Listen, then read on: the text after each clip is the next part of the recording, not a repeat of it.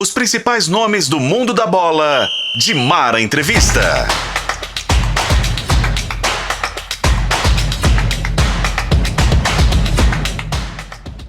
Olá para você, de Mara Entrevista, chegando mais uma vez para você pelas plataformas digitais de O Tempo, pelo canal O Tempo, pela FM O Tempo, você nos acompanha por aí. Agradecer muito a audiência, a gente está muito feliz com a audiência, com a repercussão que o programa tem tido. Ele é feito com muito carinho para vocês e, sem dúvida nenhuma, eu acho que esse agradecimento faz parte aí da nossa história, né? A gente já está na terceira temporada do De Mara Entrevista e sempre trazendo grandes nomes aí do futebol, do esporte no todo, para que você conheça um pouco mais das histórias. O De Mara Entrevista foi feito para contar histórias. Gabriel Moraes hoje ao meu lado para participar do De Mara Entrevista. Gabriel Moraes, repórter de O Tempo Esportes, faz parte da nossa equipe. Que bom!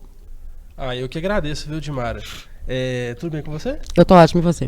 Tô melhor agora. É? Sempre boas entrevistas aqui no Dimara Entrevista e é um prazer participar desse programa e que você faça as honras da casa. Eu vou fazer as honras da casa, Gabriel, porque o nosso entrevistado de hoje além de ser competentíssimo como profissional, né, é um amigo muito querido desses anos de futebol, da minha carreira, né? A gente viveu muitas coisas juntos. Ele já foi meu chefe,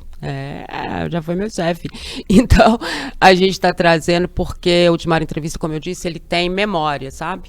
E eu acho que a gente no futebol, a gente precisa conhecer o passado para poder ter noção do que está acontecendo hoje, né? Ele foi um dos primeiros a falar sobre clube-empresa, né, as SAFs que a gente está vendo hoje, sobre curso de treinadores da CBF, editar livros sobre o futebol. Ele foi um dos primeiros, hoje a gente chama de manager, né, que a Europa conhece muito, que é o técnico, diretor de futebol, o técnico que, né, que contrata, que não sei o quê, que tem a história do futebol, do clube muito próxima dele. O pessoal falava assim, nossa, ele não decide, ele vai ser diretor de futebol ou vai ser treinador, né, porque o mundo ainda não estava, o mundo do futebol brasileiro, preparado talvez para isso. Então lá atrás ele já pensava isso. E é com muita honra que a gente recebe hoje Ricardo Drubis. Que bom ter você aqui com a gente. Obrigada. Obrigado, Dimara, Gabriel. Um prazerão estar aqui com você. E, bom, brigadão pelo convite. Depois que você falou esse tanto de coisa, aí a metade é mentira, mas eu, assim, falei, poxa, será que realmente isso tudo já aconteceu, já passou pela minha vida?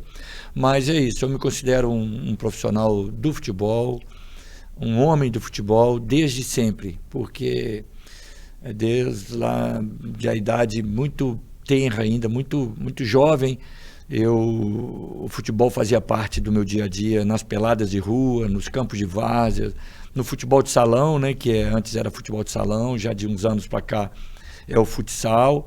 Então, assim, e muito cedo, com 22 para 23 anos, eu já estava à beira de campo como treinador de categoria de base. Então, assim, esse ano completei 40 anos de profissão e super energizado, super vivo. A todo momento eu recebo comentários, né, sobre a minha maneira de estar no futebol, assim, de ser ainda muito moderna, muito pulsante, muito vibrante, né? Então é isso, um prazerão estar aqui, falar de algumas coisas do futebol, algumas coisas da nossa vida aí, e curtir bastante esse momento. Você que é uma pessoa que eu tenho muito carinho também, né, assim, faz parte dessa história, né, porque seus anos de bola também são muito grandes, e a gente está com um jovem também aqui do lado para a gente, né, aprender. E eu digo começando muito que com essa galerinha também. Eu digo muito que eu aprendo muito mais com jovens, né? Porque eu sugo deles toda essa energia, essa impulsividade, essa ansiedade e essa dedicação muito grande deles, né? São treinadores, preparadores, supervisores, diretores, repórteres. Eu procuro tirar o máximo. É uma coisa que a vida nos ensina a tirar muita coisa boa do jovem. Então, prazerão estar aqui com vocês. Eu digo que são os meus pimpolhos, são mesmo, né? Exatamente. Porque a gente está junto todos os dias, eu aprendo com eles o tempo inteiro, né? Acho que isso é fundamental e é por isso que eles agora fazem parte do De Mara Entrevista também. Drubis, que muita gente, né? Eu pelo menos tenho, né? O meu pessoas que, ao longo da minha vida, foram mentores de trabalhos, né? De exemplos da minha vida. E você é um deles, você sabe disso, né? Eu sempre te liguei nas dúvidas, nas coisas. Falei, Drubs, pelo amor de Deus, me explica esse negócio aqui do regulamento, esse treco daqui que eu não estou entendendo. E a outra é o Maluf, que acho que é de todos nós, né? Eu digo o seguinte, e eu disse isso quando o Maluf nos deixou, né? Eu tive antes com ele no hospital, já na reta ali final dele, né, dessa passagem por aqui, e eu disse, se depender de mim, ninguém nunca vai te esquecer, né, porque eu acho que é isso, né, a lembrança, é a memória, é o que te faz. E graças a Deus, a gente nem precisa fazer esforço, né, porque o Maluf é lembrado o tempo inteiro, né, pela modernidade, pela forma e tudo mais. Mas as pessoas não sabem que ou pouco sabem, ou não se lembram, que muito antes do Maluf foi você, né, diretor de futebol, e já tendo aquela ideia, e tentando, e já nesse mundo do futebol, tentando buscar tudo isso. Sei que também o Maluf foi muito importante na sua carreira no todo, né, tanto como treinador, como diretor das categorias de base, como diretor do futebol profissional e tudo mais. O Maluf teve uma importância muito grande, mas poucas pessoas sabem que foi para você que ele revelou um dia, e eu também não sabia, ele revelou isso aqui agora, que ele queria ser diretor de futebol, né? Eu era treinador do Valério, e ele já tinha passado como jogador do Valério, né, como goleiro. E com certeza não foi um goleiro de expressão, porque senão teria aparecido mais. Não foi não. Até porque quando ele tinha pelado, ele não gostava de ser goleiro, né? Exatamente. Mas foi presidente do Valério também, e num jantar lá, assim, que eu estava hospedado num hotel que era dele, né, lá em Itabira, ele sentou comigo e falou, Ricardo, poxa, eu estou pensando em fazer um curso na Fundação Getúlio Vargas para ser diretor de futebol. Eu falei, elogiei muito, falei, que bacana, cara, eu sempre pulsou em minhas veias, né, o futebol profissional, né, então eu, desde sempre, desde jovem, eu participei de um clãzinho de garotos de Santa Teresa, que é um bairro nosso aqui em BH, lá em BH, que jogava o futebol e pensava o futebol de uma maneira crítica. Então a gente era muito crítico, nós tínhamos um mentor que ainda é vivo, o Aloísio, que ele era um camarada que ficava nos instigando com comentários táticos sobre perfil de treinador. Então desde sempre eu cresci com essa veia de crítico, né, do futebol. Então eu queria sempre ver um futebol profissional, um clube bem organizado, bem gerido, um jogo bem jogado. Se você pegar equipes minhas de 94, de 90, quando eu comecei minha carreira efetivamente de treinador, né? Antes um pouco eu comecei como treinador de categorias menores, depois eu passei um período como preparador físico, auxiliar técnico, e aí sim, a partir dos anos 90, 89, 90, eu comecei como treinador mesmo. Você vai ver uma equipe organizada com muitas semelhanças ao que se vê hoje. Então, desde aquela época, eu fiquei 2 anos na Europa, e lá eu vivi assim, suguei tudo que eu podia sugar, né, de conhecimento do futebol moderno da época, e trouxe muitos implementos de treino, muitas coisas metodologia de treino que depois foram sendo introduzidas. Enfim, eu sempre quis isso. Então, assim, ver o Maluf nessa vertente de querer ser um diretor de futebol formado, quando naquela época a gente tinha só diretor de futebol estatutário, né, que era o amigo do presidente, que era um cara chegado à política do clube, que fazia o futebol conforme a política do clube, como até hoje ainda acontece, né, mas aí o Maluf foi meio que um precursor nessa questão de diretor executivo formado, apesar de não ter o nome daquela época de diretor executivo.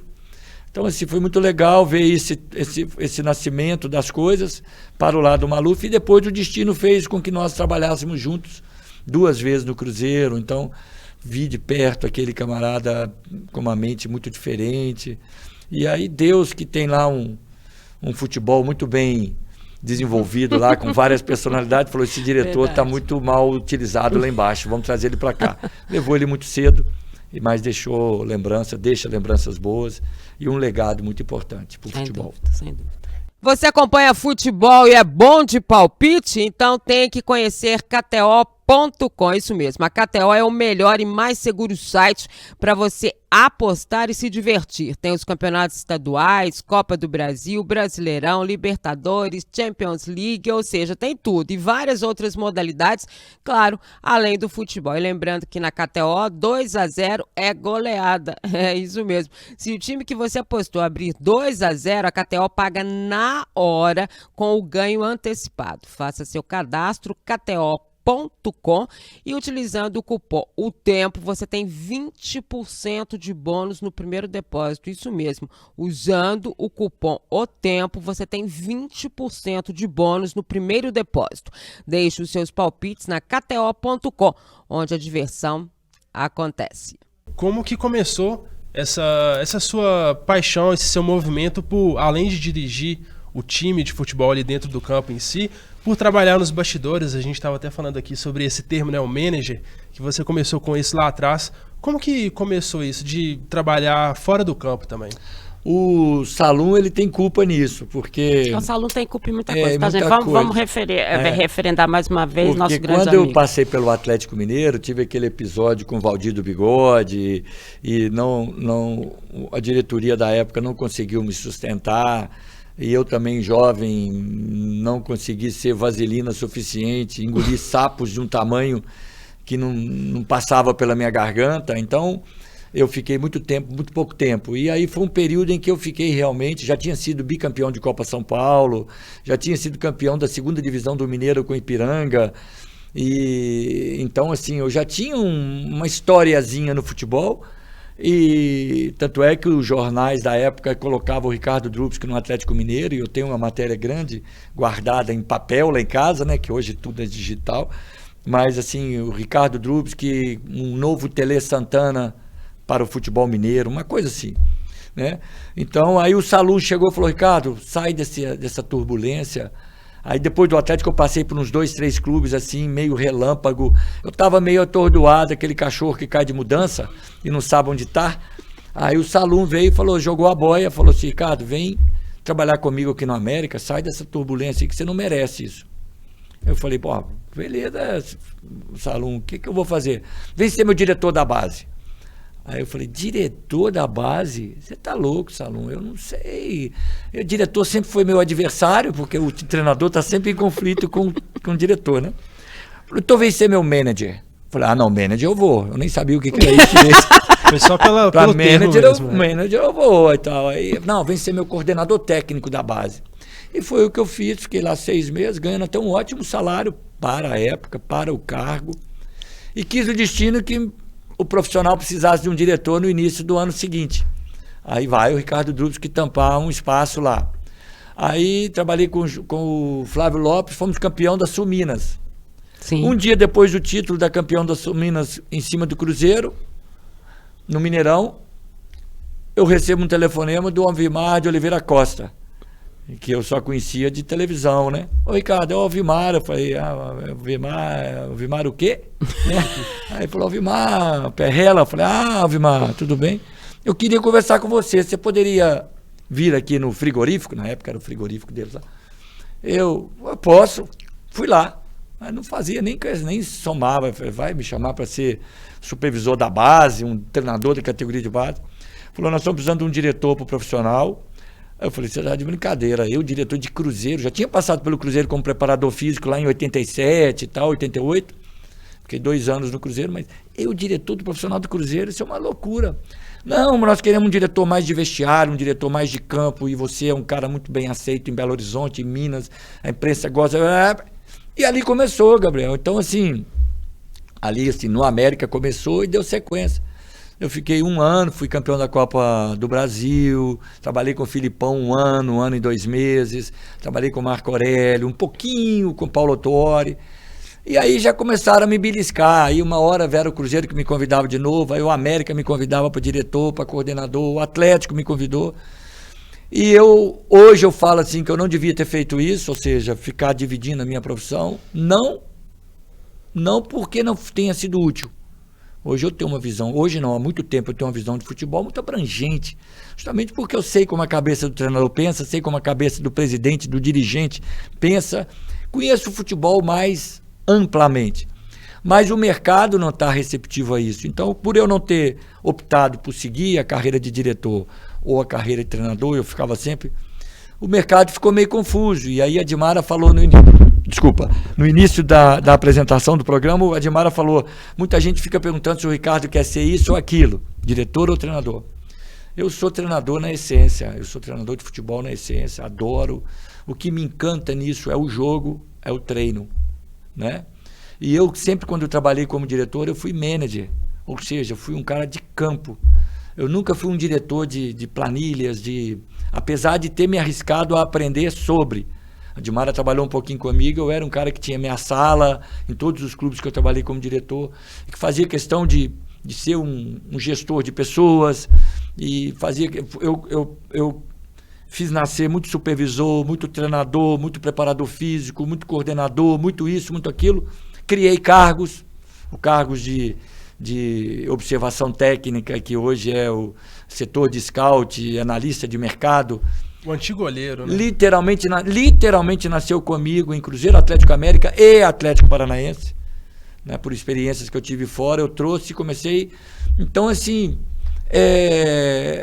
mas hoje eu me sinto muito à vontade e estou numa idade muito madura e muito vigorosa, muito poderosa, eu diria, e estou querendo, assim, gastar esses anos de muita saúde minha como treinador. Então, assim, e com esse conhecimento, com essa bagagem toda. Então, o futebol, assim, eu sou muito feliz. Eu sou futebol clube, entendeu? Eu sempre fui clube, nunca fui outro cargo no futebol, a não ser profissional de clube. Então, assim, tenho essa visão abrangente e, graças a Deus, o amor que eu sempre dediquei ao futebol, ele foi retribuído com tanta bagagem de conhecimento que eu adquiri. Depois ele falou que não é a verdade o que eu falei dele no início. Né? A pessoa foi quem colocou essa história. Que bagagem, né? Não, e a pessoa idealizou essa história, né? De buscar, de tal, de olheiro, de não sei o quê. Foi ele que trouxe isso, aí depois eu que minto. Olha aqui, gente.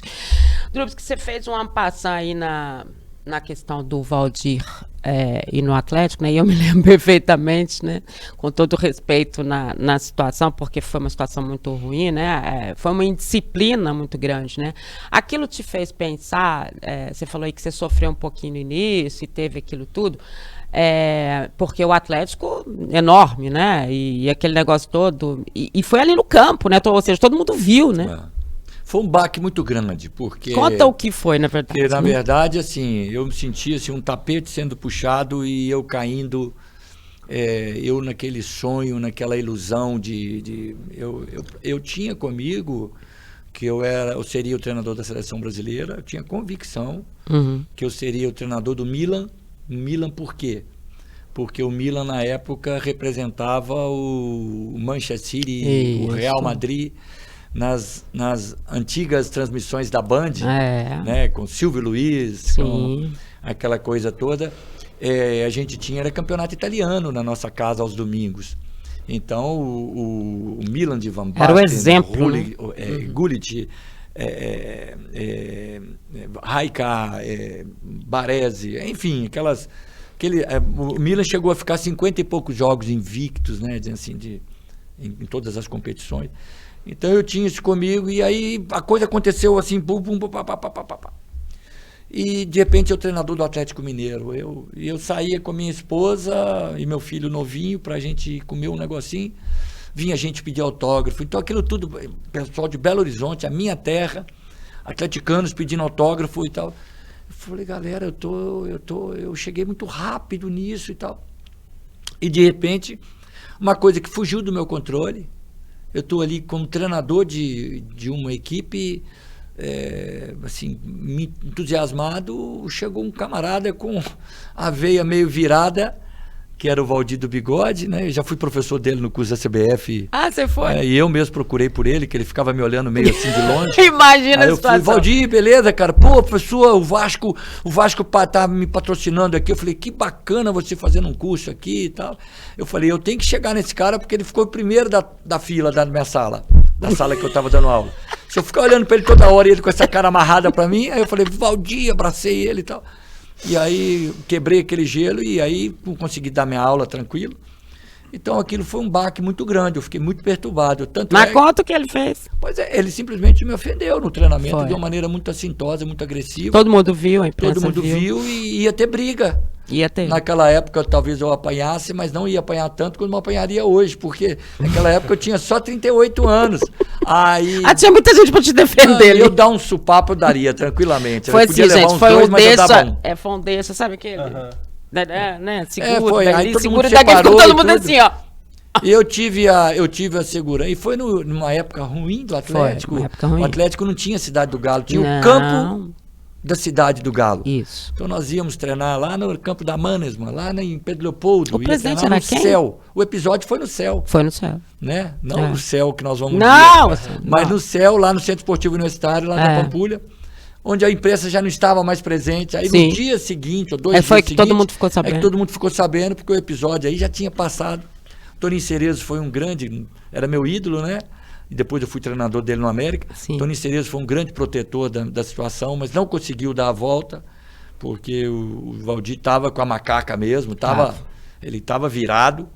E aí perdi meu cargo, né? Eu me lembro que o presidente até não queria me mandar, Era quem? Nélio presidente? Brant. Era o Nélio. e depois de Verdade. muitos anos, eu treinador do Tupi, quando fomos campeões brasileiros, em 2011, ele foi levar um patrocínio lá do banco para o Tupi, eu participei da entrevista lá na prefeitura de Juiz de Fora, e uma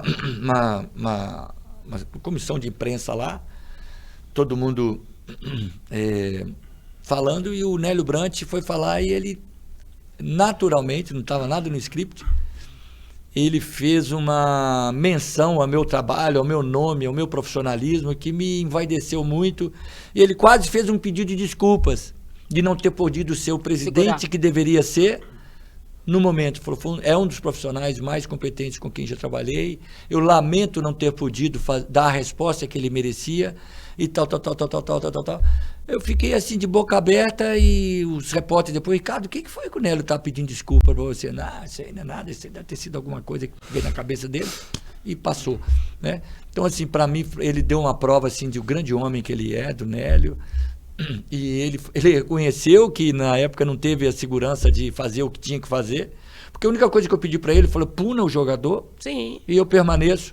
Ele falou, não vou punir e que não interessa aqui.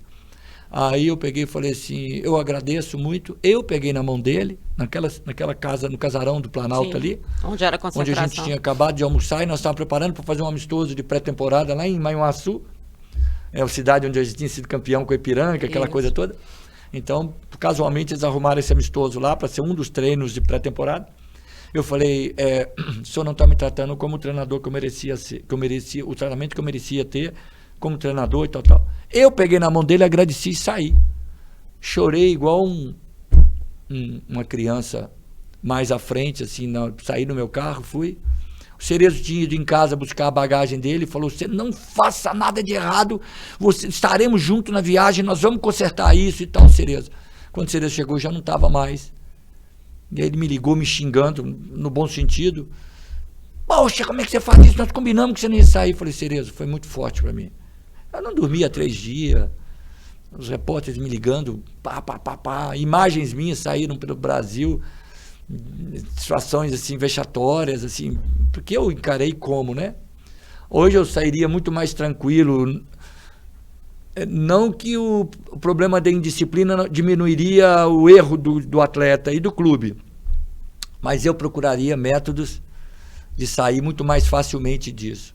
Mas, enfim, foi um ponto que me atravessou na garganta ali, e foi isso que me levou para essa dualidade de opções. O Salum me salvou de um afogamento no alto mar, e depois me jogou de novo às cobras, né? Porque aí fica essa dúvida. Mas estou muito feliz, adoro o Salum. O Salum é um cara do coração Fantástico, mesmo. adoro né? também. Eu conheci o Salum há 30 e poucos anos atrás. Ele pelo América e eu pelo Atlético Mineiro, como treinador de sub-20. E depois tivemos uma trajetória juntos. Fomos campeões em algumas coisas juntos. Copa São Paulo, campeão da Série B agora em 2017. 17, anterior. Quando eu era diretor e Ele era o manager lá, ele era o CEO do América, né? O Salum sempre tá na América, né, gente? Ou América, presidente da América e SAF, Salum se confundem, graças a Deus, porque ele é competente pra caramba, né? Ô, Drubsky, você está falando sobre relação aí com o presidente, você que já foi diretor de futebol, é treinador na essência. Vindo aqui um pouquinho para a atualidade, como que você tem visto esse movimento de SAFs no Brasil, os clubes virando empresas, quase que literalmente, aí como o Cruzeiro já é com o Ronaldo Fenômeno, o Atlético virou, né? Votação aí ontem. Como que você tem visto esse movimento? Você acha que é um movimento benéfico para o futebol brasileiro? A profissionalização do futebol é super benéfico. Se você vê, os clubes são todos endividados. Há 20 anos atrás eu participei de uma reunião no Rio de Janeiro, onde eu acho que era Helena Landau. Helena Landau, do Botafogo, né? Ela meio que chegou assim com a solução para o futebol, com a profissionalização do futebol. Então tava aquelas raposas antigas do futebol, tudo lá na reunião. Sim, Eurico? Senhor Eurico, e inclusive ele protagonizou uma situação muito chata, né, de que ele tinha em mãos uma cópia do jornal Lance, um lance do dia, onde a Helena Landau estava dando a solução para o futebol brasileiro, dizendo que todos os clubes brasileiros estavam quebrados, falidos, e que a solução era a profissionalização, era o clube empresa, que tal. Isso há 20 anos atrás. Se foi um pouquinho mais, um pouquinho menos. É por aí, lembrando que ela também fez parte da diretoria do Atlético, né? Teve até com a presença do Maluf, né? O Maluf era o diretor de futebol na época, e ela também teve uma passagem junto com o Bebeto de Freitas, né? Pelo Atlético também. Eles são botafoguenses, todo mundo sabe, Bebeto de Freitas e Helena Landau, e depois ela foi fazer esse trabalho no Botafogo. Também é uma das essências que levantou aí as primeiras histórias de que o futebol brasileiro tinha que se profissionalizar, né? Ela foi uma das palestrantes do evento que discutia a profissionalização dos clubes, essa coisa toda. Aí eu, como, não sei se eu estava diretor de Cruzeiro ou de Atlético na época, fui, né, fazendo parte, fui convidado, nós fomos convidados, o clube foi convidado, e eu fui representando o clube que eu estava. Aí ela falando que futebol brasileiro, falido o clube, tal, enfim.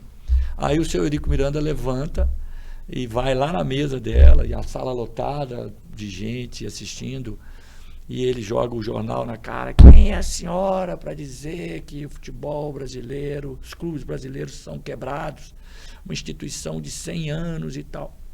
Isso aí, não estou aqui para defender nem maldizer as ações de um dirigente brasileiro, eu estou aqui para pegar o fato. Clubes brasileiros, futebol brasileiro, profissionalização do futebol brasileiro, como você sugeriu aí na sua pergunta. Os clubes brasileiros se mantêm vivos porque é uma empresa sui generis, o futebol. Quanto mais perde, mais fidelidade o torcedor tem, porque ele é cobrado no dia a dia, aquela rivalização sentimental. Então, assim, não tem atleticano que vira cruzeirense, não tem cruzeirense que vira atleticano, com exceções assim de coisas que não valem nem, mas assim, é regra. Não existe virada de camisa, porque a paixão clubista é uma coisa inexplicável. Então é isso que tem feito ao longo dos anos o futebol brasileiro se manter com tanta inoperância gerencial, tanta inoperância na parte de gestão. O futebol brasileiro, ele é mal gerido há muitos e muitos anos. Exemplos assim eu teria 1 milhão aqui para citar, mas Atlético e Cruzeiro estão aí no mercado. O Atlético contratou o Pelé, o Cruzeiro tem que contratar o Garrincha. O Atlético contratou o Zico, o Cruzeiro tem que contratar o Ronaldo Fenômeno. Isso no auge, indiferente de quanto cada um tem de receita e como que é o modus operandi da gestão dos clubes. Então, meus amigos, olha, vamos na nossa casinha lá, que é eu, meus 3 filhos e minha mulher. Eu ganho R$1.000 por mês. Se eu gastar 1.300 por mês, eu vou quebrar. Eu vou estar vendendo casa, vou estar vendendo carro para me sustentar. É o que acontece no futebol brasileiro ao longo dos anos. Então a SAF chegou. Nós estamos vendo os primeiros atritos. Vasco, próprio Cruzeiro, que o fenômeno está vindo toda hora a público dizer, não vou fazer loucura porque agora quem paga é ele. E no modus associação, no modus associativo, eu fico 2 anos e depois deixo a dívida. Aí a responsabilização fiscal. Então o dirigente vai ser o próprio dirigente que faz parte das bancadas da bola no legislativo e tal, que tem as correntes políticas. Nós somos futebol no Brasil por excelência. Então o presidente, um dia desse eu peguei a entrevista do Lula falando do Corinthians dele lá, que não sei o que mais. Então assim, falando de uma maneira, numa entrevista de assuntos políticos e econômicos, ele está mencionando Corinthians. A importância do futebol. Né? Então, essa é a importância do futebol brasileiro. Aí você vê essa maneira, como é que fala? Desmazelada, essa maneira inconsequente, irresponsável, primária, né? De se comandar. Então, assim, aí vem a SAF. Opa, vamos ver. Então, aí, para responder a sua pergunta, eu falei esse monte de besteira aqui. Para responder essa pergunta, eu digo, nós temos que dar um tempo para as SAFs se mostrarem. Amadurecerem, né? Porque torcedor continua sendo o mesmo.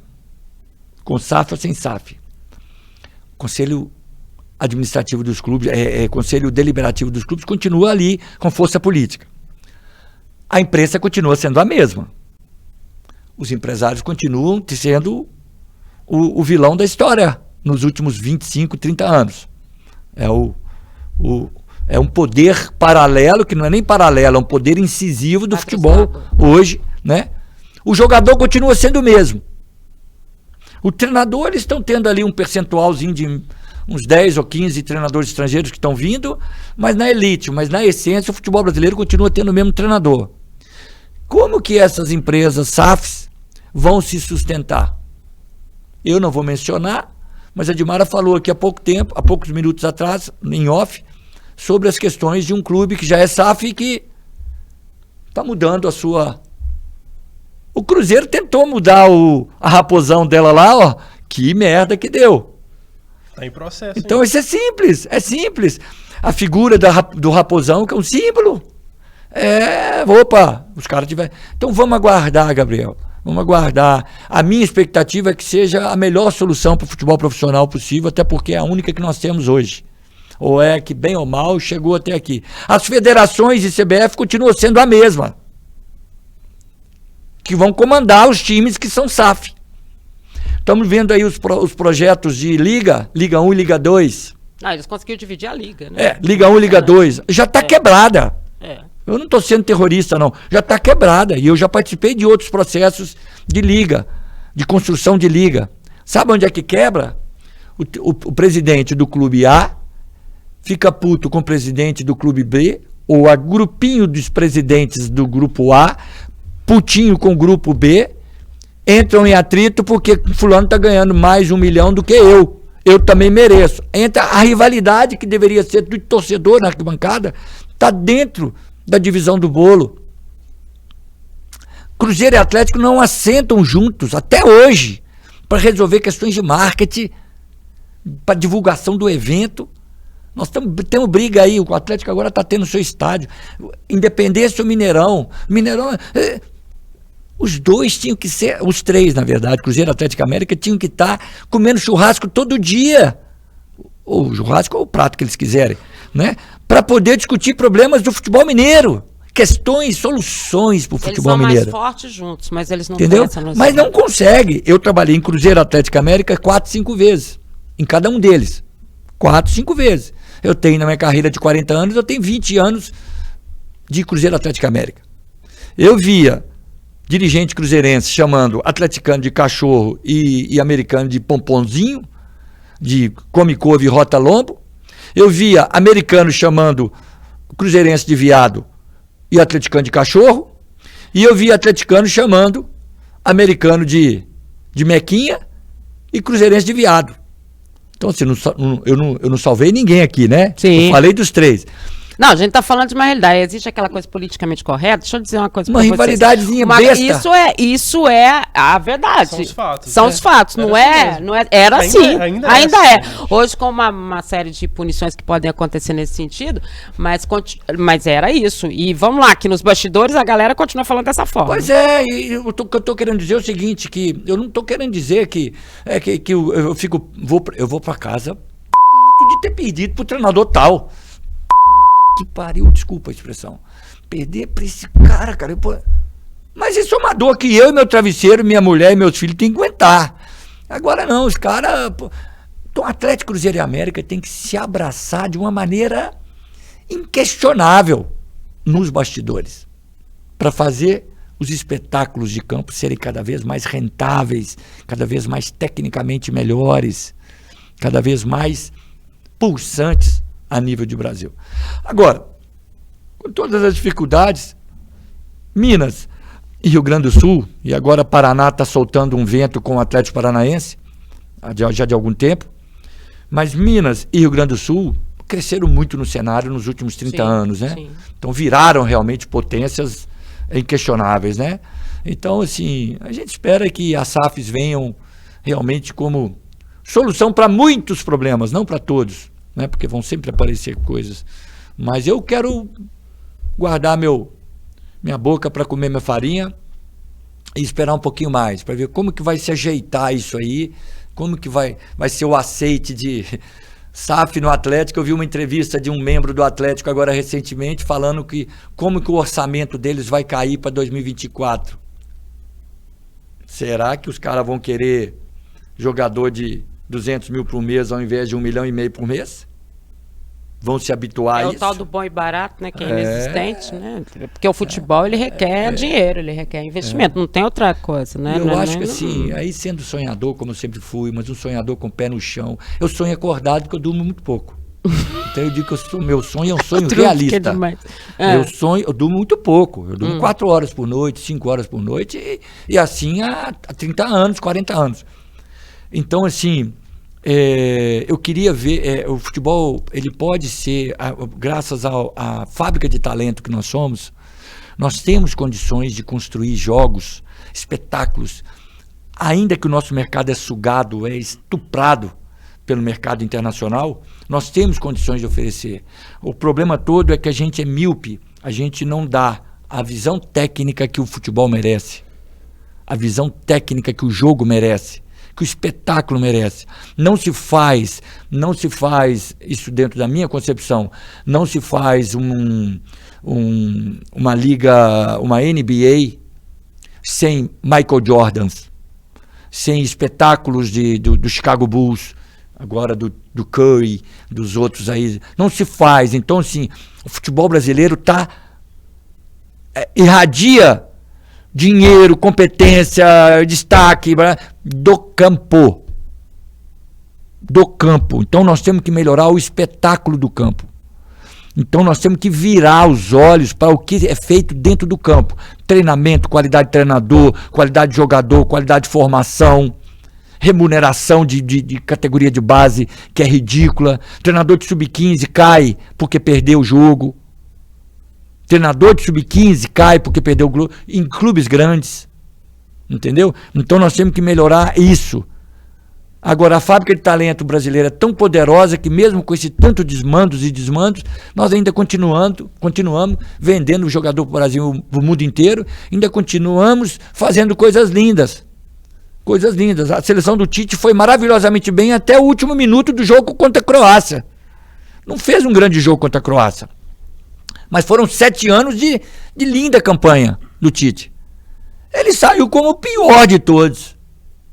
Não tem legado nenhum do trabalho que o Tite fez em 7 anos na seleção, 6 anos. Não tem legado nenhum. Não tem mesmo. Não tem legado nenhum. Nós não sabemos reconhecer isso. Entendeu? Então, assim, não é fácil, não. O futebol brasileiro não é fácil, não. E todo mundo sabe, né?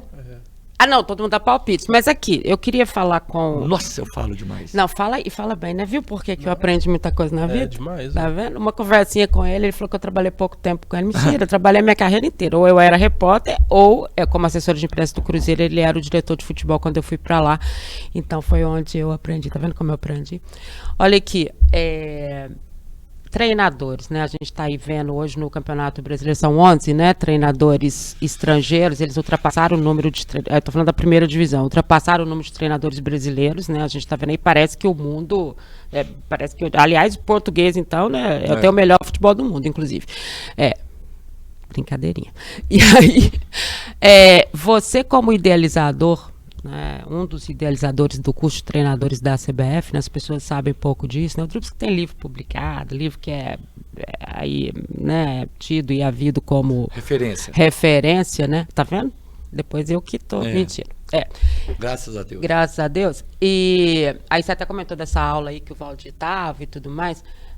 Como é que vocês chegaram nisso? O que, na verdade, hoje um curso de treinador da CBF possibilita a esses nossos treinadores, nessa visão que a gente fala de treinador estrangeiro e treinador brasileiro?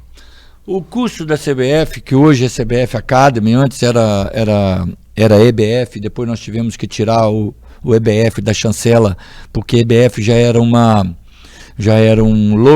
logo de uma empresa empresa paulista, então é uma coisa que eu sei por alto, então eu não estou aqui cravando que é isso, mas eu só sei que não podia. Nós tínhamos inclusive lá na Granja Comari um totem com EBF e tal, teve que apagar, teve que tirar, porque não podia usar.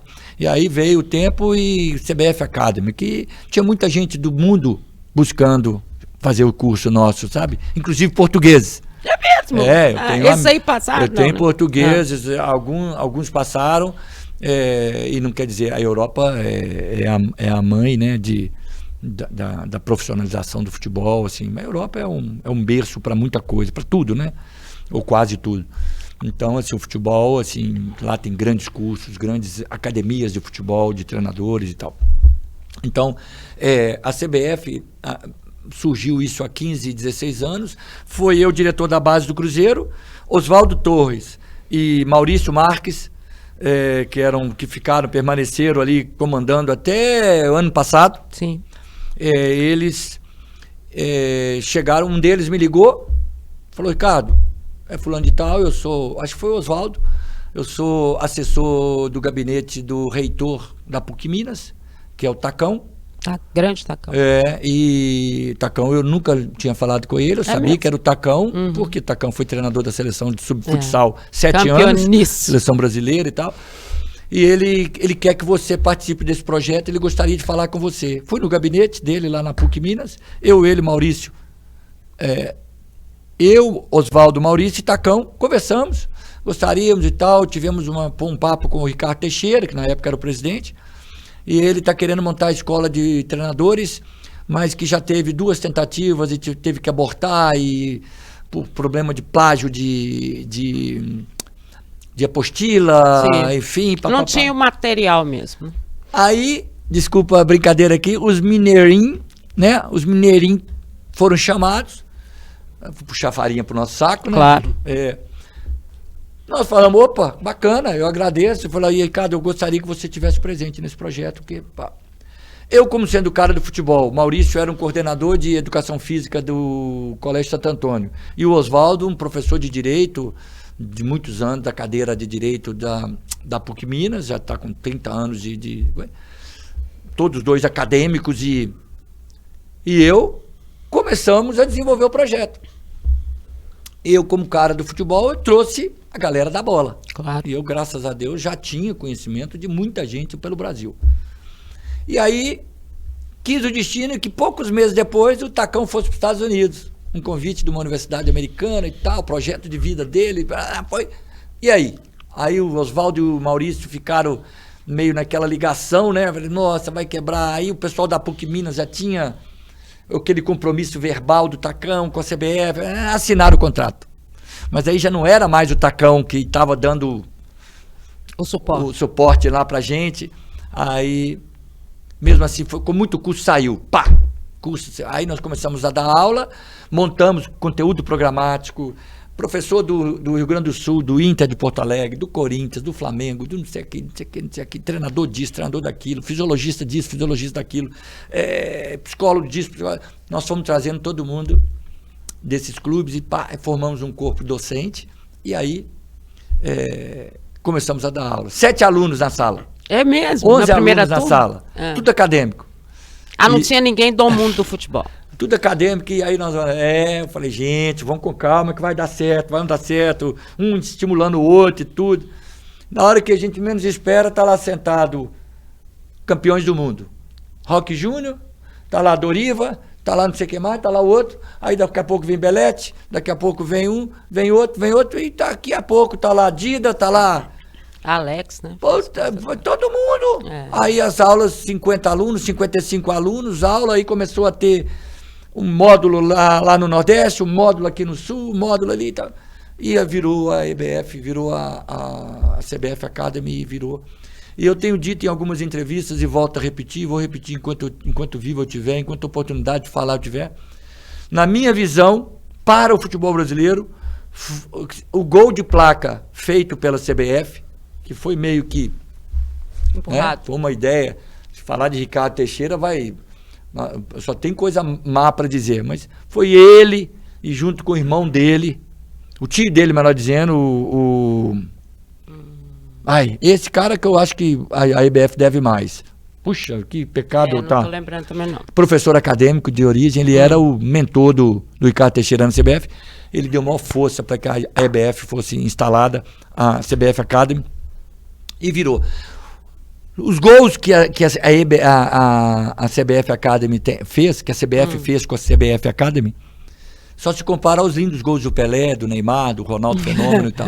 Porque eu acho que não tem coisa melhor. Então, assim, até o ano passado eu poderia responder sobre a qualidade dos cursos lá. Só que mudou a política, mudou muita coisa, então está sendo comandado. Eu não tenho como dizer mais. Então, para mim, a CBF tem que tratar com muito zelo esse gol de placa que foi feito, porque é um nascedouro de uma nova etapa para o futebol brasileiro.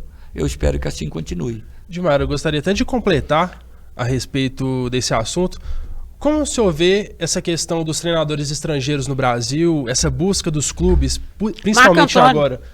Marco Antônio Teixeira. Gente, que loucura, né? Marco Antônio, que é o pai, inclusive, da menina que foi a nutricionista do Cruzeiro 2013. Patrícia. Como que é da Patrícia? Como é que a gente esquece, né, gente? Marco Antônio Teixeira. Faz parte. Faz parte, vamos. Como que o senhor está vendo esse movimento dos clubes brasileiros em busca de treinadores, principalmente a gente está vendo agora o movimento de treinadores portugueses no Brasil? O senhor acha que a gente está realmente atrás? Eu vejo o intercâmbio com muita naturalidade. A maior liga mundial é a inglesa, há muitos anos já, há mais de 10 anos, e a gente que tem um pouquinho de cabelo branco sabe que a liga inglesa não despertava interesse de ninguém no mercado mundial. Era chuveirinho, muita briga, muito chuveirinho e tchau. Mas a liga inglesa nos últimos 10 anos é a mais vista no mundo. E a liga inglesa tem um caminhão de treinadores estrangeiros, de várias nacionalidades. O próprio Luiz Felipe Scolari. Até comandando a seleção. É. Então não vejo intercâmbio com nenhum tipo de problema. Eu só condeno de uma maneira veemente os maus tratos à competência, à posição do treinador brasileiro. Porque a maneira como temos falado dos treinadores brasileiros é muito desrespeitosa. Porque o treinador brasileiro chegou ao nível que está hoje, não foi sozinho, não. Eu trabalhei com treinadores que eram donos do vestiário. Donos, entre aspas, entendam bem. O que se fazia no vestiário era respeitado. Hoje o Ricardo Drubsky, com 60 anos, se eu vou para um clube médio no futebol brasileiro, hoje eu estou num clube pequeno, estou no Betim Futebol, disputando o módulo de acesso para a primeira divisão brasileira, mineira. Espero que a gente chegue. Estamos caminhando para a primeira divisão do ano que vem. Mas se eu for dirigir um clube médio, Série B do brasileiro, e eu me indispor com um jogador de 18 anos no vestiário, a chance de eu cair é infinitamente maior do que a do jogador. É mesmo? Com certeza. E aí a gente volta lá na questão do Valdir, que era uma outra situação. Então, antes era a disciplina funcionava melhor, você acha? Muito mais. É? Carlos Alberto Silva mandava no vestiário. Sim. Tele Santana mandava no vestiário. E quando eu digo mandava no vestiário, mandava no assunto futebol comigo, dentro né? do clube. Tinha respeito. O presidente, Tele Santana tem um episódio no Atlético, né? Tele Santana é meu ídolo maior. E depois vem Guardiola. Apesar do Guardiola ser 10 anos mais novo que eu, mas esse cara é gênio. É gênio. É gênio. É gênio e a gente tem que respeitar. Não tem, o cara é genial. O que ele fez já em 3 clubes gigantes do futebol mundial, enfim. O Tele Santana tirou o diretor de futebol de dentro do ônibus, porque estava fumando. Ele tirou. Ficou famoso esse episódio. Então, assim, não estou querendo defender a boçalidade, não. Hoje, o futebol do clube não é do treinador, do clube brasileiro. Não é do treinador. Porque o presidente sabe mais, o filho do presidente sabe mais, o diretor de futebol sabe mais, o jogador tem mais moral. O analista de desempenho sabe mais. É uma figura que tem que estar sob a tutela do treinador, ele está sob a tutela do clube. Em geral, inclusive, isso é uma coisa mais recente. Então, assim, o treinador não manda em nada no futebol brasileiro hoje, com raras exceções. Os brasileiros, né? Os brasileiros. Aí está chegando o estrangeiro. Eu penso que as coisas têm que ser assim, só isso já recubra. Opa, o brasileiro já vai para trás um pouco e já acabou, fica, né? peraí, esse cara fala. Então, assim, os estrangeiros que estão vindo para o Brasil já estão aparecendo o que é joio e o que é trigo. Que já foi muito treinador estrangeiro embora também. Está na mesma trituradora de profissionais do futebol brasileiro. Fica aqui 2 meses, 3 meses, aí viu que não dá nada e foi embora. Não vou ficar citando nomes. Mas já tem vários que foram. Então, assim, já há separação do joio e do trigo entre os estrangeiros também. Então, acho que tinha que ter mais respeito com os brasileiros e construirmos, e aí já passa pelaquela pergunta anterior da EBF, da CBF Academy, de não perder o pulso. A gente já vê órgãos de imprensa, às vezes, falando, esse curso da CBF, dirigente brasileiro falando, esse cursinho da CBF, bom é o da Europa, os caras...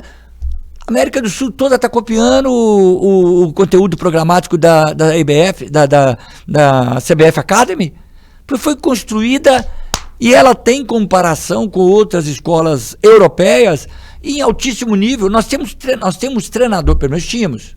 Nós temos professores portugueses, espanhóis, alemães, italianos, dando aula. Tínhamos, não sei se tem, dando aula. E eu presenciei isso durante 10, 15 anos.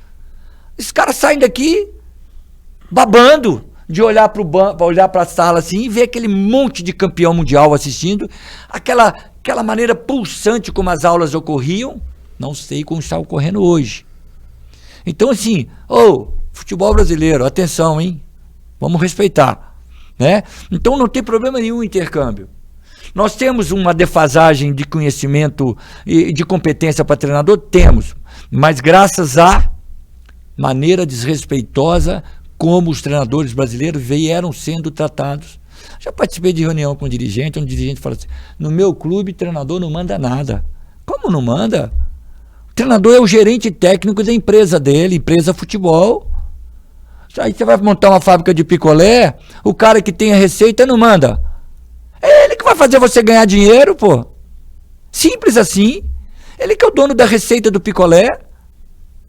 Ele que vai fazer o cara enfrentar a fila para comprar o seu picolé. E o gerente técnico é aquele que tem a receita, que faz os caras trabalhar em favor daquela receita ser mantida. O treinador é o cara que tecnicamente faz o time jogar, faz o jogador crescer, faz o jogador. Quantos jogadores brasileiros são vendidos pelo mundo porque pegaram um cheiro bom com o treinador tal, e o treinador tal fez o jogador virar. E aí foi sendo queimado. Então, se o dirigente precisava se contentar em contratar seu gerente técnico, eu falei isso muito já em clubes que eu trabalhei, eu falei, presidente, por treinador que está aqui é o melhor do mundo. Abraça ele. Isso antes de ter movimento de intercâmbio desses treinadores estrangeiros. Se amanhã ele não segurar a onda, agradece e manda embora. Mas enquanto ele estiver aqui, vamos abraçar, porque esse é o melhor do mundo. É ele que é o nosso gerente técnico. Entendeu? Por isso eu sempre fui um diretor muito mais ligado a vestiário, muito mais apoiando. Pergunta a Marco Aurélio, título da Copa do Brasil, o que ele acha do Ricardo Drubsky como diretor de futebol dele. Pergunta ao Marco Aurélio, que hoje é um coordenador lá na Ponte Preta. Pergunta ao Marco Aurélio o que ele acha. Vale lembrar, né, que o Marco Aurélio ganhou esse título da Copa do Brasil já não sabendo que não seria treinado. Você imagina como é que é para um diretor de futebol segurar uma situação dessa? Porque eu acho que o seu fato foi raríssimo, né? Porque o Marco Aurélio sabia que ele não ia continuar e que era o Luiz Felipe Scolari o treinador. Exatamente. E isso só foi revelado, inclusive para mim, com exclusividades, pelo Zezé, quando ele desceu do ônibus, né? Vocês desceram do ônibus na decisão contra o São Paulo de Levi Coupe, e aí eu chego pro Zezé e falo assim, Zezé, é verdade esse negócio aí do Luiz Felipe Scolari? Ele falou, é assim, mas Luiz Felipe Scolari vai ser o treinador, e sumiu, e aí ficou só a minha entrevista. E o Drubsky que segurou a barra nesse período, né? E depois o Marco Aurélio, que foi campeão da Copa do Brasil, Sim, cresceu. Falou, Ricardo, eu não vou embora. Ele falou? Aí nós fomos para uma reunião na casa do Zezé ali na Pampulha. Sim. Aí eu fui levar ele de carona até o hotel que ele estava na Savassi ali. E eu falei, Marco Aurélio, cara, quando a gente te contratou, nós conversamos. Eu vou aceitar o cargo que o Zezé tá me dando. Eu vou aceitar o cargo que ele tá me dando, que o Zezé propôs ele ficar num outro cargo, ganhando a mesma coisa e tal. A jogada do Zezé, né?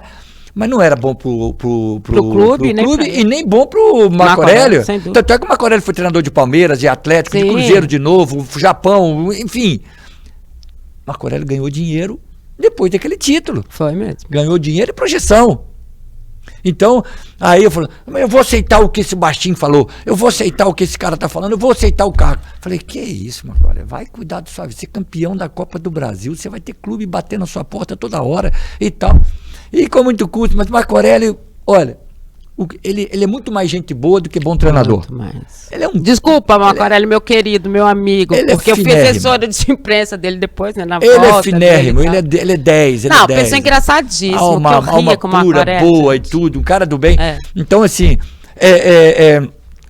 eu era muito mais diretor, porque eu sei reconhecer. E hoje eu tenho um filho que é diretor de futebol. Verdade. Ele está dirigindo no América também?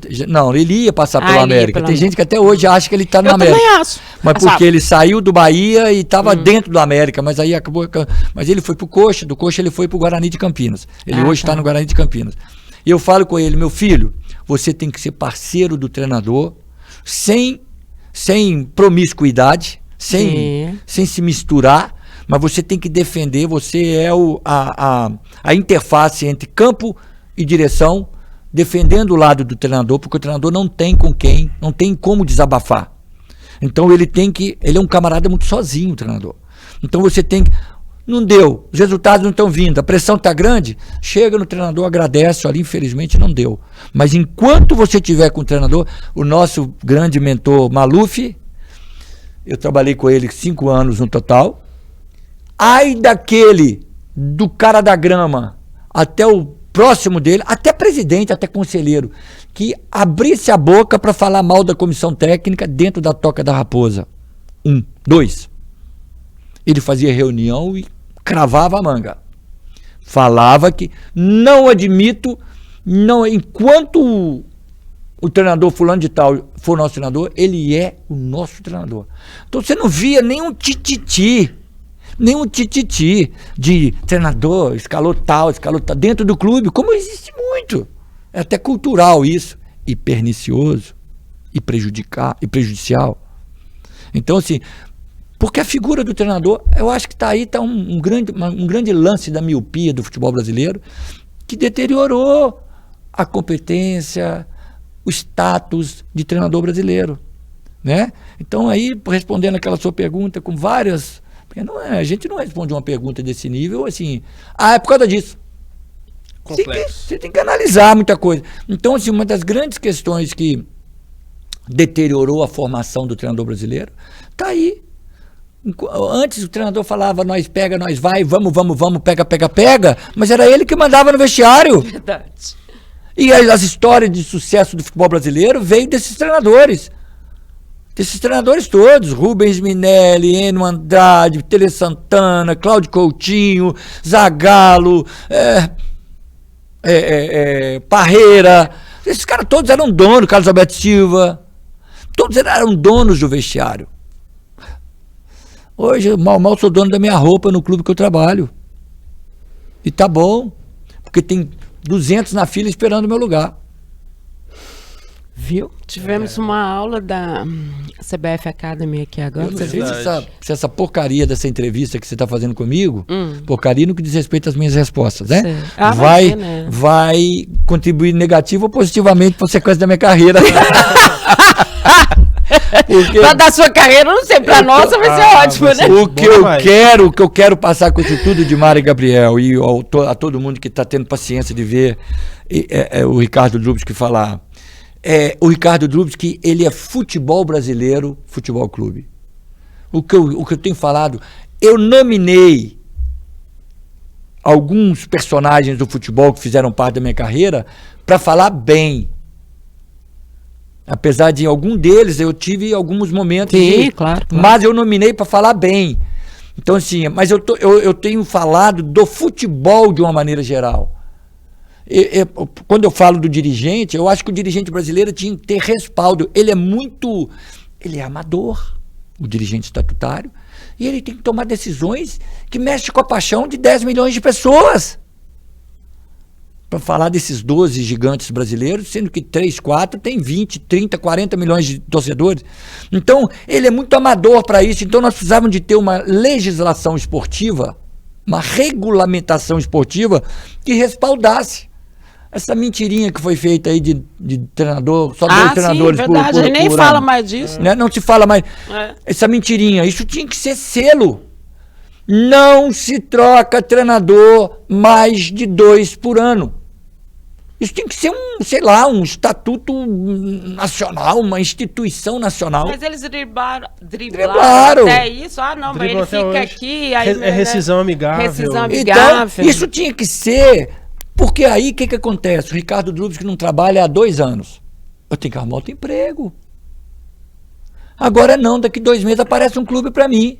Lá em Ribeirinha do Sul, lá nos Quintos dos Infernos. Eu vou. Aí eu caio lá e vou lá pro Ribeirinha do Norte, lá nos Quintos dos Infernos também. Aí eu vou.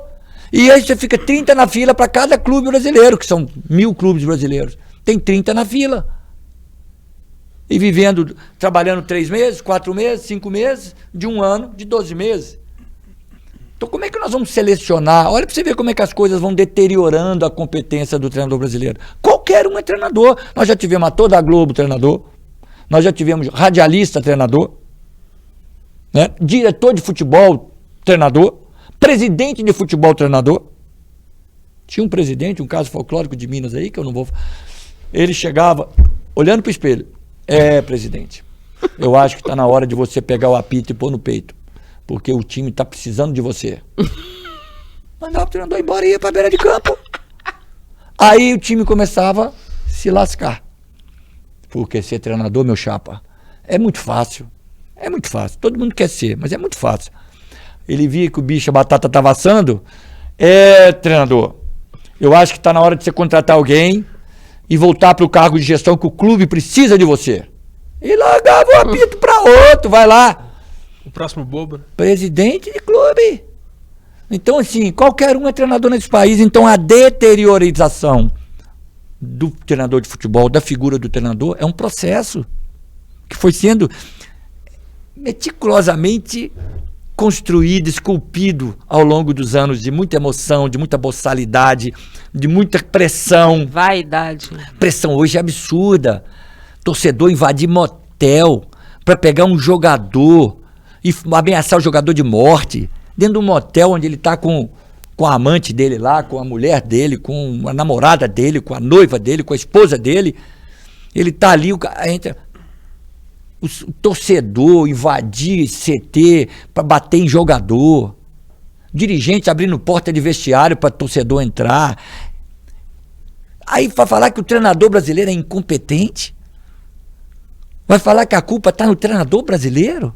É sacanagem demais. Isso eu não admito. Enquanto eu estiver vivo, eu vou falando. O que vai somar? Não sei. Soma muito e é por isso que ele veio aqui. Aprendemos demais com ele. Você viu? Uma pena que né, a gente tem que ir embora, né? Hoje, pelo menos. Caí aqui, mas né, ele demais? não caiu, não.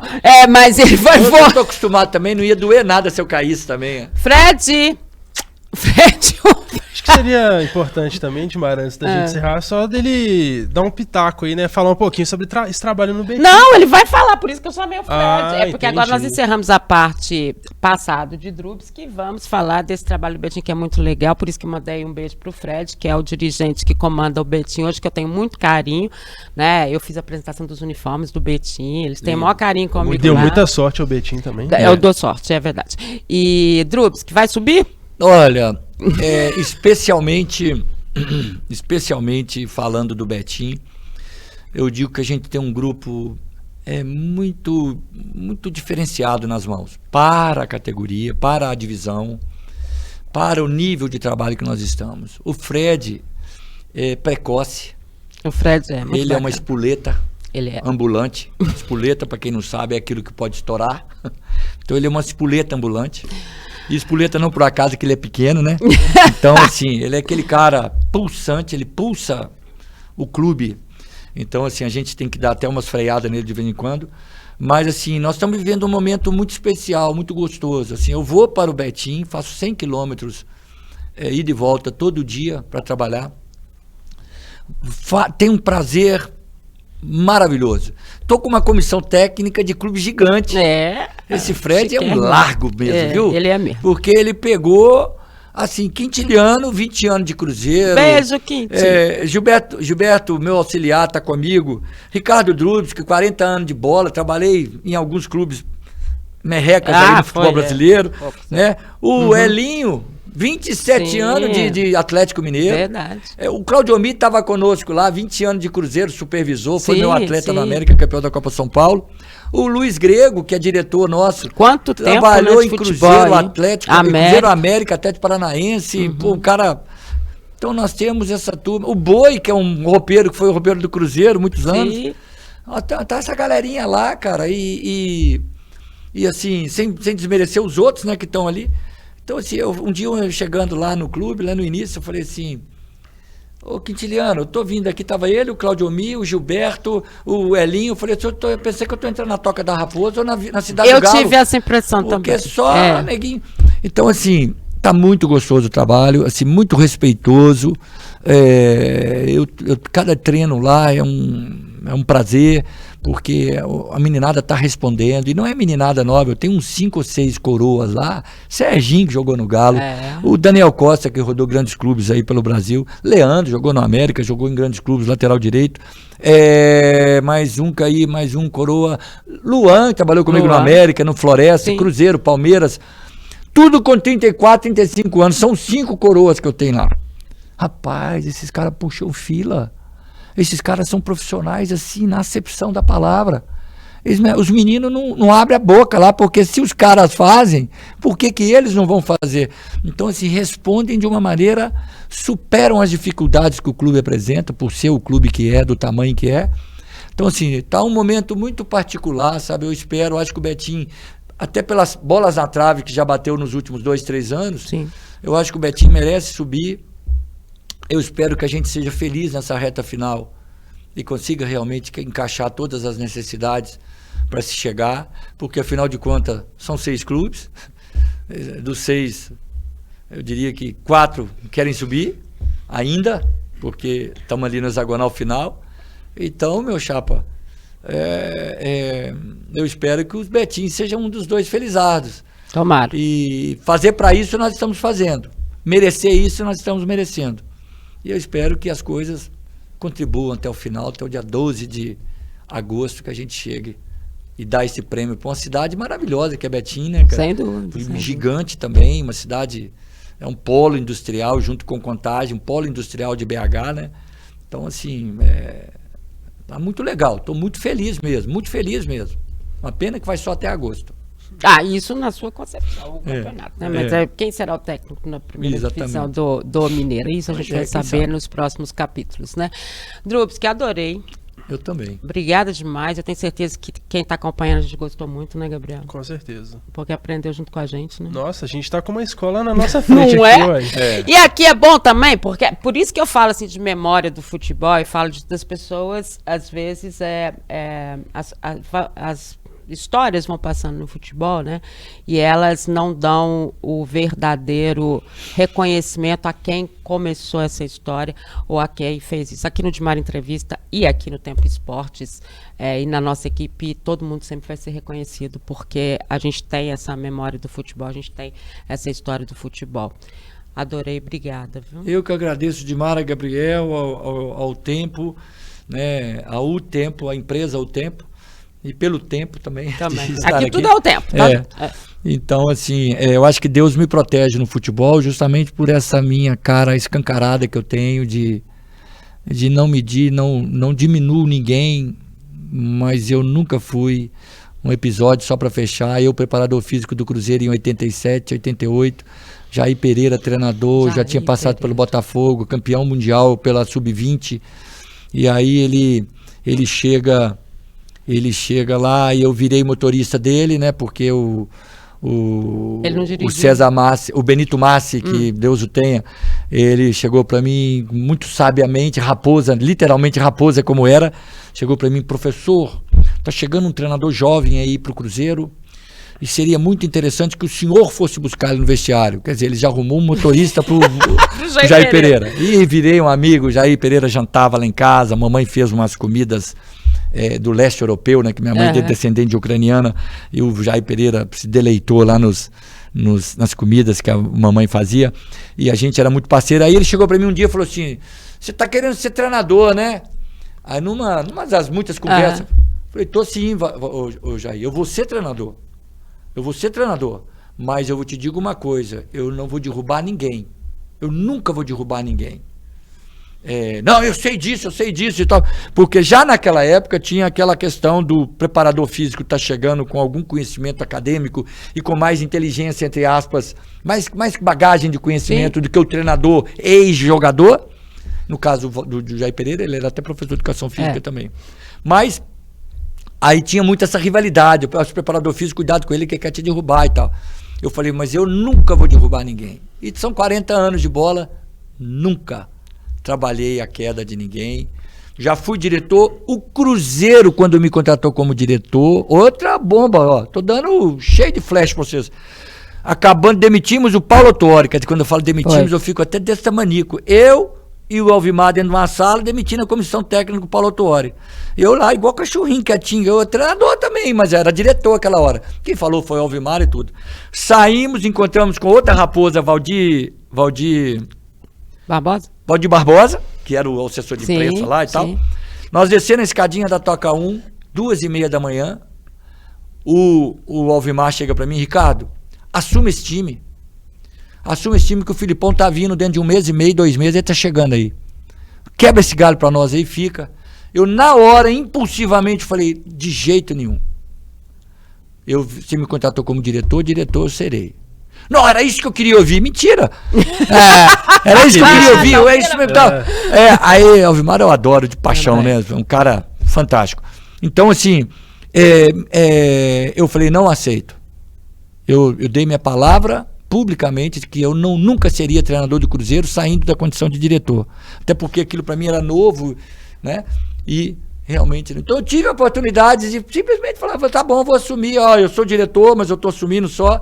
E quem sabe não teria caído nas minhas mãos. Ou não teria sido campeão da Copa do Brasil. Eu fui coadjuvante no título, junto com o Marco Aurélio, e me considero campeão tanto quanto. Não é coadjuvante nada, essa competência. Lindamente. Obrigado, um beijo no coração de vocês e de quem está ouvindo e vendo. E vou aparecer outras vezes, né? Eu vou adorar, porque a gente pode fazer segundo capítulo. Nossa, né? História que não falta, né? Não falta, não. Tá isso. Obrigada, Gabriel. Eu te agradeço, Dimara, pelo convite. E sempre que puder me chama, porque eu adoro participar de entrevistas. Ele adora, mas ele vai estar com a gente mais vezes. Eu agradeço você que está aí com a gente. Até a próxima, tá bom? Beijo grande. Tchau.